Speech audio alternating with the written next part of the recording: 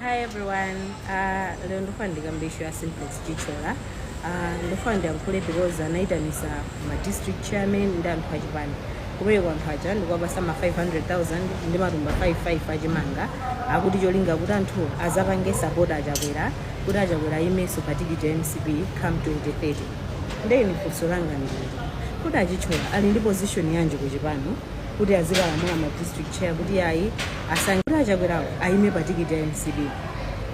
Ifeto sitikukana kuti Chakwera sangaimire president ngatakufuna because anakha president wa dziko kwa term imodzi. He has the right to stand again for the second term.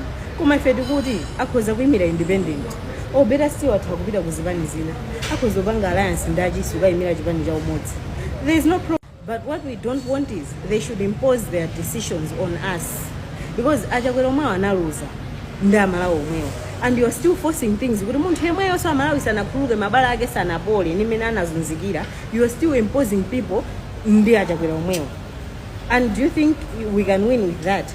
Do you think MCP kuti izawineso it needs Chakwera kuti izawineso? No. And inuyo Chithyola, you failed as a Minister of Finance. There is nothing that you did jotithandiza ifail. We even suffered more when you were the Minister of Finance.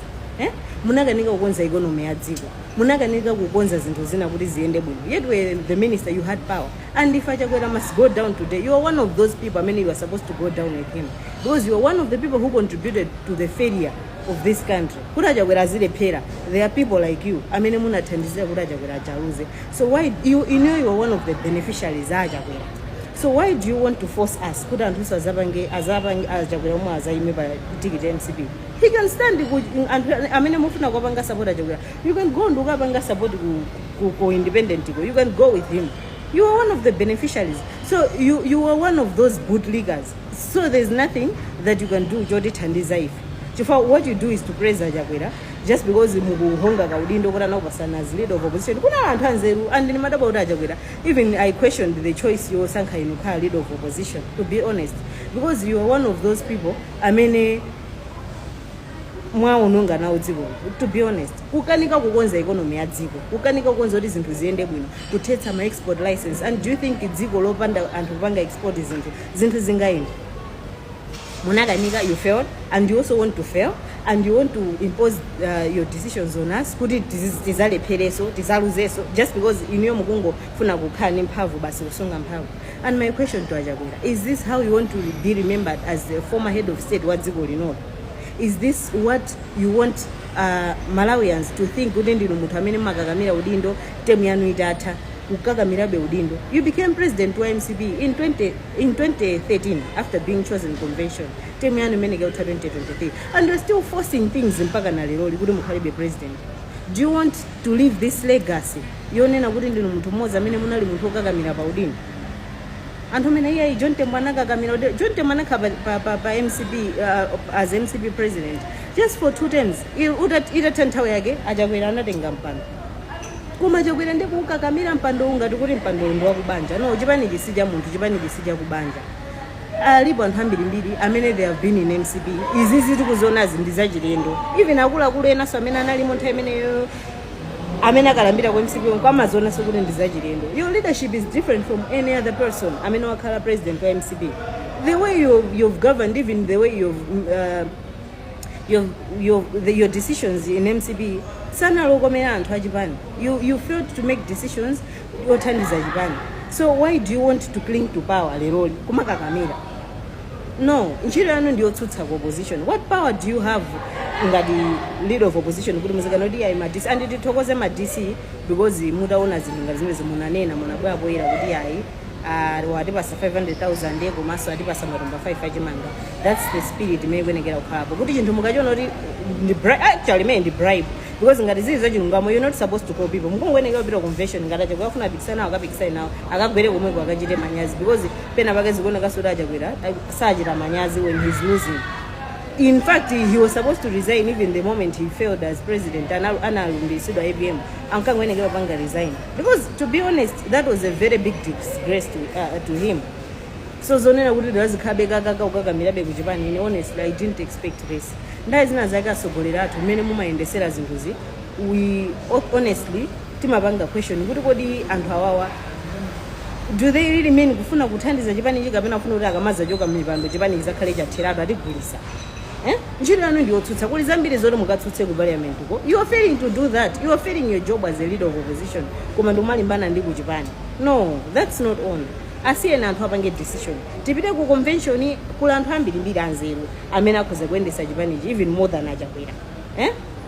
You are failing your duty even as leader of opposition. Koma kukakamira, you failed as a minister. Koma kukakamira bekuwapanga force anthu kuti asankha Chakwera. No.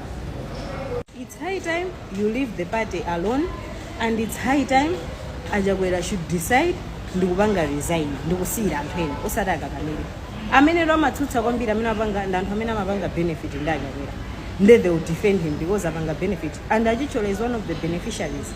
So they have benefited. And hambiri ena sana bange benefit. So why should we want someone like him who doesn't care about what is unza if yali president?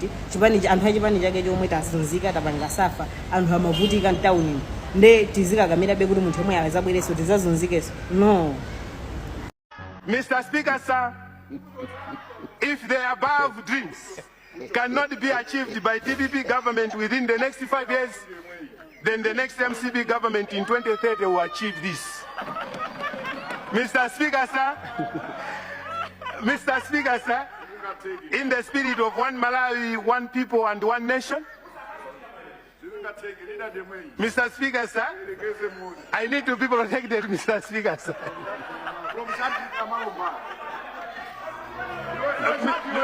Mr. Speaker, sir.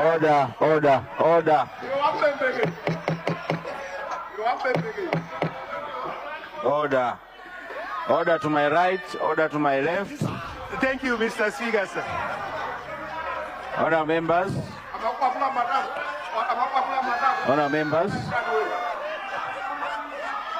Nkata Besentro. Mr. Speaker, sir. Nkata Besentro, Mr. please Speaker, stand. sir. Can I please have order? How are you, Speaker, sir? How are you, sir? Mr. Speaker, sir, as I conclude.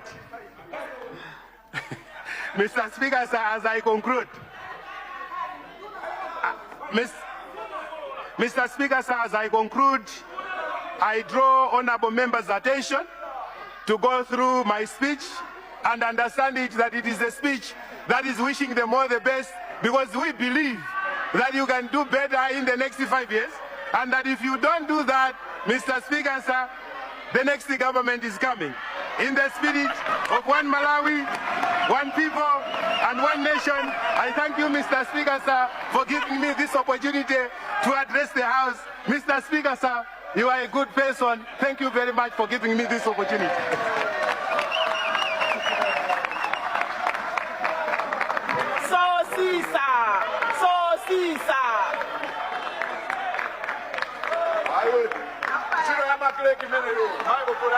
Order.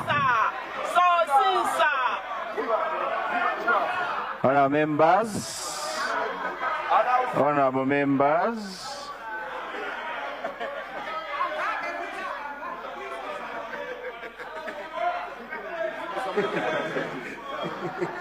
Thank you very much, Leader of Opposition.